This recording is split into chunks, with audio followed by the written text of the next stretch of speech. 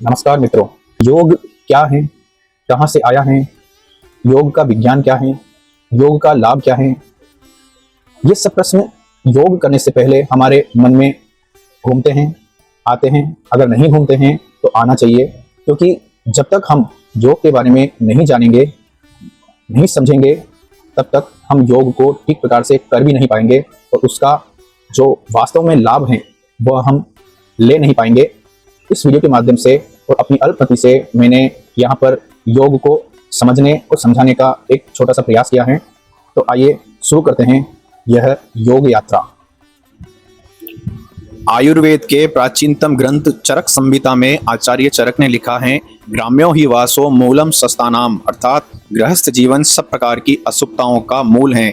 और इसके साथ ही आचार्य लिखते हैं, सर्वे शरीर दोषाः भवन्ति ग्राम्य आहारात, शरीर के सभी दोष गृहस्थ भोजन के कारण उत्पन्न होते हैं। आचार्य चरक के इन दूरदर्शी ज्ञानपूर्ण श्लोकों का वर्तमान परिप्रेक्ष्य में अभिप्राय आज के युग के खान पान, रहन सहन, जीवन शैली से हैं जो विकार युक्त हैं। इसके अतिरिक्त पांडव गीता में वर्णित एक श्लोक में दुर्योधन अर्जुन से कह रहे हैं, जानामि धर्मम न च मे प्रवृत्ति, जानामि अधर्मम न च मे निवृत्ति, केनापि देवेन हृदय स्थितेन यथा नियुक्तोस्मि तथा करोमि। अर्थात दुर्योधन कह रहे हैं श्री कृष्ण से कि हे श्री कृष्ण, मैं जानता हूँ कि धर्म क्या है, परंतु उसमें प्रवृत्त नहीं हो पाता हूँ, और मैं ये भी जानता हूँ कि अधर्म क्या है, परंतु मैं उससे निवृत्त नहीं हो पाता हूँ, क्योंकि कुछ तो मेरे अंदर ऐसा स्थित है जो मुझे ये सब करने के लिए बाध्य कर रहा है। और अगर आज के परिप्रेक्ष्य में इसे देखें तो हमें समझ आएगा कि हम सब जानते हैं कि सही क्या है और गलत क्या है, फिर भी सही को चुनना और गलत को नकारना हमसे हो ही नहीं पाता। और इसका सबसे बड़ा कारण है मन और बुद्धि की दुर्बलता और विभिन्न विकारों की प्रबलता। इसको प्रज्ञा अपराध भी कहा जाता है। इसका प्रारंभिक और स्थायी समाधान योग है, जिससे हम अपने आप को जोड़ सकते हैं और गलत से छुटकारा पा सकते हैं। परंतु पहले ये जानना जरूरी है कि योग क्या है, कहाँ से आया है, इसका वैदिक विज्ञान क्या है, ये कैसे कार्य करता है और इसको कैसे प्रयोग में लाया जाए और इसके लाभ क्या क्या हैं। तो सबसे पहले ये जान लेते हैं कि योग क्या है। श्रीमद् भागवत गीता के 4th अध्याय में श्री कृष्ण अर्जुन से योग के बारे में बताते हुए कहते हैं, इमं विवस्वते योगम प्रोक्त वानहम व्ययम विवस्वान मनवे प्राह मनुर्षवाकवे ब्रवीत, एवं परंपरा प्राप्त मिमं राजर्षयो विदुः, स काले नेह महता योगो नष्टः परंतप, स एवायं मया त्यद्ध योगः प्रोक्त पुरातन, भक्तो असि मे सखा चेति रहस्यम भौतदुत्तमम्। अर्थात इस योग विज्ञान को सृष्टि के आरंभ में मैंने अर्थात श्री कृष्ण ने सूर्य देव को सिखाया था, जिन्होंने इसे प्रजापति मनु को बताया और मनु ने इसे इक्ष्वाकु को निर्देशित किया।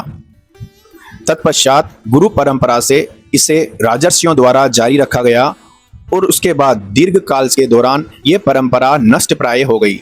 और उसी योग के प्राचीन ज्ञान को तुम्हें मैं बताने जा रहा हूँ, क्योंकि तुम मेरे भक्त और मित्र हो और इस ज्ञान को समझने में समर्थ हो। इसी प्रकार पातंजलि सूत्र में लिखा है, योगश्चित्त वृत्ति निरोध है, अर्थात अंतःकरण की वृत्तियों का निरोध या सर्वथा रुक जाना ही योग है। योग शब्द संस्कृत के शब्द युज में घ प्रत्यय लगाने से बना है, जिसका अर्थ है जोड़ना, बांधना, संगठित होना या एक रूप होना। यह भी कहा गया है, युज्यते असो योग है, अर्थात जो संगठित करे, जो संयोजित करे वही योग है। यहाँ जिसको संगठित या संयोजित करने की बात कही गई है वो है शरीर, मन और आत्मा।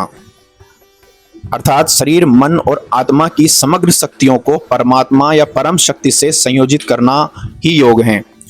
कठोपनिषद में कहा गया है, जब पांचों इंद्रियां मन के साथ स्थायी हो जाती हैं, मन का विचलन समाप्त होकर मन शांत हो जाता है, जब बुद्धि स्थायी हो जाती है तो शुभ संस्कारों का विकास होता है और अशुभ संस्कारों का विनाश होता है। बंधनों से मुक्ति प्राप्त हो जाती है और यही अवस्था योग हो जाती है। या यही अवस्था योग कहलाती है। योग का वैदिक विज्ञान अर्थात योग कैसे काम करता है। मानव शरीर में वास्तव में 3 प्रकार के शरीरों का संयोजन होता है, जिसे स्थूल शरीर, सूक्ष्म शरीर और कारण शरीर के नाम से जाना जाता है। इसके अलावा वेदों में शरीर में 5 कोष बताए गए हैं: अन्नमय कोष, प्राणमय कोष, मनोमय कोष, विज्ञानमय कोष और आनंदमय कोष। कोष और शरीर के विभिन्न प्रकार क्या हैं और वो कैसे आपस में संबंधित हैं, आइए समझते हैं। स्थूल शरीर, सबसे पहले समझते हैं स्थूल शरीर को। स्थूल शरीर अर्थात शरीर जो पंच महाभूतों, 5 तत्वों अग्नि, जल, आकाश, वायु और पृथ्वी से मिलकर बना है और हमें बाहरी रूप से जो अनुभव होता है, जो भोजन आदि से संरक्षित हैं, अन्नमय कोष से आवृत हैं और चेतना के चल स्वरूप में विद्यमान है, या दूसरे शब्दों में स्थूल शरीर हमारा भौतिक शरीर है। सूक्ष्म शरीर अर्थात प्राणमय, मनोमय और विज्ञानमय कोष से आवृत शरीर, जिसमें प्राण शक्ति, 5 इंद्रियां, मन, बुद्धि और अहंकार आदि सम्मिलित हैं, जिसको स्थूल शरीर या भौतिक शरीर के द्वारा मन और बुद्धि से समझा जा सकता है, वह सूक्ष्म शरीर कहलाता है। कारण शरीर आनंदमय कोष में स्थित सबसे आंतरिक और मन की गहनतम अवस्था का प्रतिनिधित्व करने वाला अर्थात आत्मा का विशुद्ध परिवेश या क्षेत्र कारण शरीर कहलाता है, जहाँ सत्व, रज और तम आदि तीनों गुणों का अवतरण होता है। यह शरीर अंतरतम की अभिलाषा और प्रवृत्ति या संस्कारों को संरक्षित करता है। साथ ही विवेक और आत्मा की जो अभिलाषा है, जो जन्म जन्मांतर तक साथ चलती हैं, उसका मूल स्थान है। तो स्थूल शरीर और सूक्ष्म शरीर आपस में चेतन और अवचेतन के द्वारा अर्थात कॉन्शियस और सबकॉन्शियस के द्वारा एक दूसरे से जोड़े जा सकते हैं, संयोजित किए जा सकते हैं, परंतु कारण शरीर तक पहुंचना गहनतम निद्रा की अवस्था होती है। अर्थात दूसरे शब्दों में समाधि की अवस्था में कारण शरीर तक पहुंचा जा सकता है। समाधि की अवस्था को प्राप्त करना विशेषकर आज के युग में सबसे कठिन और दुर्लभ कार्य है, परंतु संभव है, असंभव नहीं है, क्योंकि आनंद या समाधि की अवस्था को प्राप्त करने के दुर्गम मार्ग को सुगम बनाने का समाधान योग है, या सटीक रूप से कहें तो अष्टांग योग पद्धति है, जिसका उद्गम भी भारतीय ज्ञान परंपरा है और जिसको विश्व पटल पर वैज्ञानिक रूप से स्थापित करने वाला भी भारतीय है।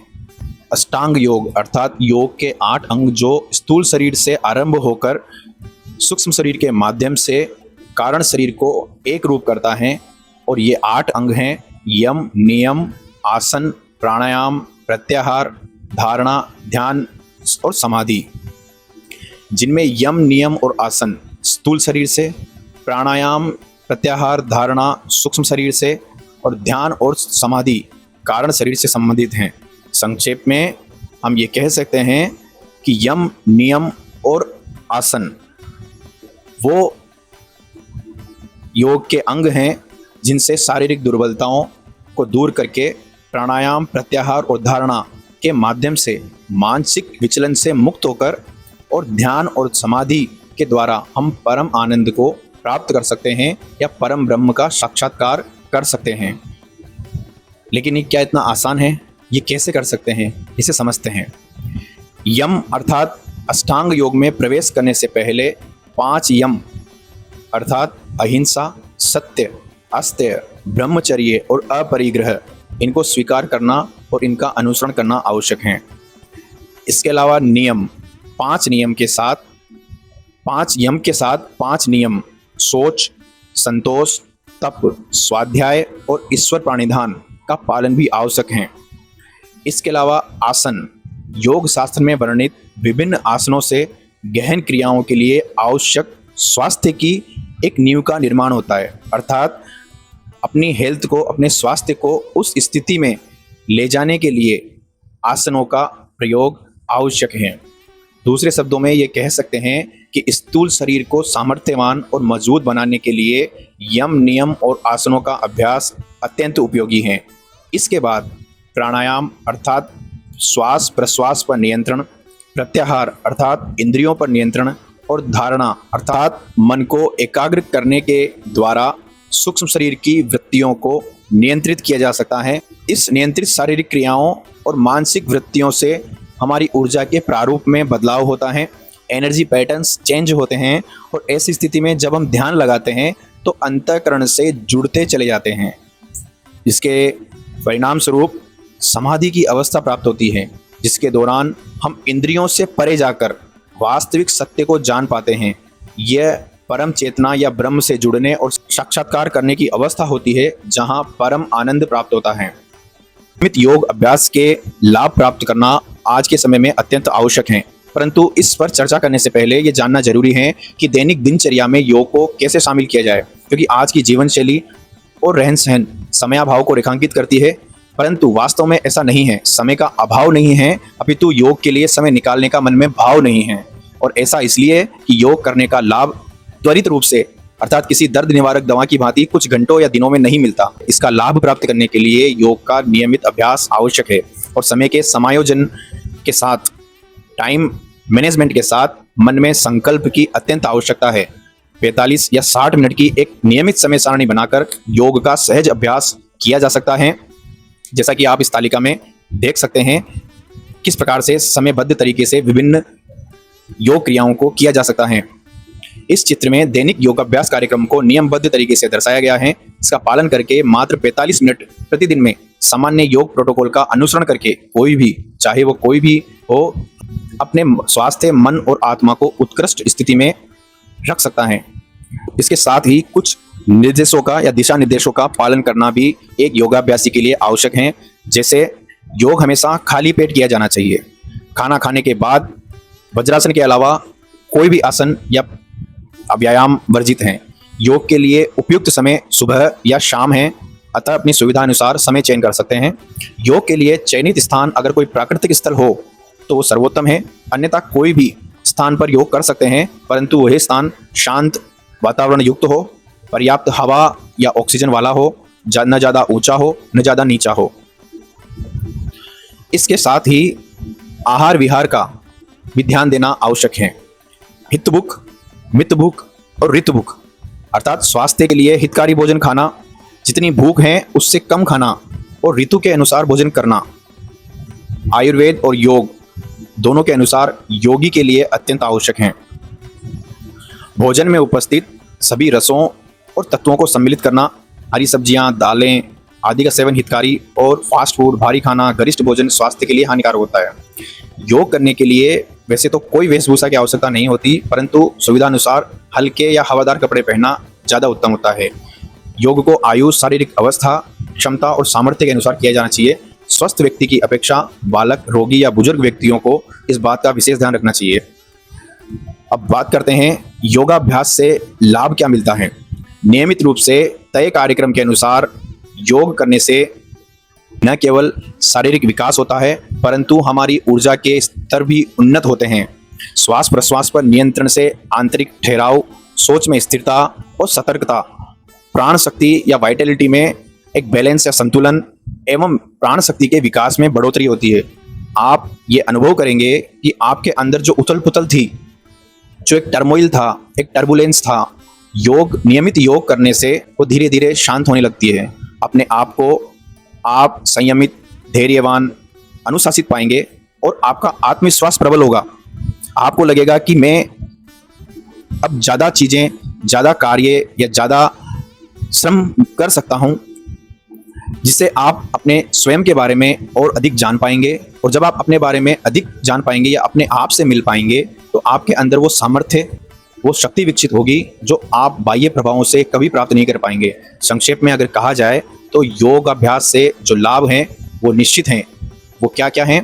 पहला, आरोग्यता, प्राण संचलन, नाड़ी शुद्धि, इंद्रिय नियंत्रण, मन बुद्धि विकार अहंकार पर नियंत्रण, भावुकता विकार मुक्ति, स्थायित्व, साहस, धैर्य और अनुशासन का विकास, आत्मबोध, सेल्फ रियलाइजेशन, असीम अनंत शाश्वत परम आनंद, इंद्रियातीत अनुभव और दिव्य ऊर्जा के साथ एक रूपता।